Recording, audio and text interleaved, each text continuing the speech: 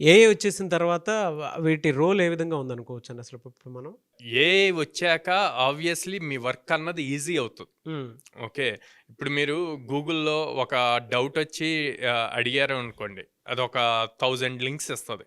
వాటిల్లో అన్నీ చెక్ జేసుకోవాలి. కానీ ఏఐ చాట్ జీపీటీలో అడిగితే మీకేం గావాలో అంతవరకు యాక్యురేట్‌గా ఇస్తది. ఈ యాక్యురేట్‌గా ఇచ్చిన కోడ్‌ని మీ ప్రాజెక్ట్‌లో పెట్టుకోవాలి. పెట్టుకోవాలంటే మీ దగ్గర బేసిక్స్ స్ట్రాంగ్‌గా ఉండాలిగా. ఫండమెంటల్ స్ట్రాంగ్‌గా ఉండాలిగా.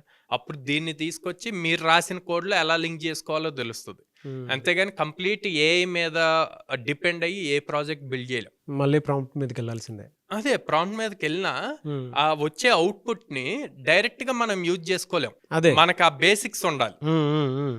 ప్రోగ్రామింగ్ బేసిక్స్ తెలిస్తే అవును. అప్పుడు దాన్ని మనకు తగ్గట్టు చేంజ్ చేసుకుంటాం. హ్మ్. హ్మ్. అది హ్మ్. ఇచ్చిన దాన్ని మన లాజిక్‌కి తగ్గినట్టు చేంజ్ చేసుకుంటాం. సో, అందుకే అందరూ ఏఐ వస్తే జాబ్స్ పోతాయి అంటున్నారు. ఏఐ వస్తే ఎవరి జాబ్స్ పోతాయంటే ఎవరైతే ఏఐ రిలేటెడ్ అప్ స్కిల్ అవ్వరో వాళ్ళ జాబ్స్ పోతాయి.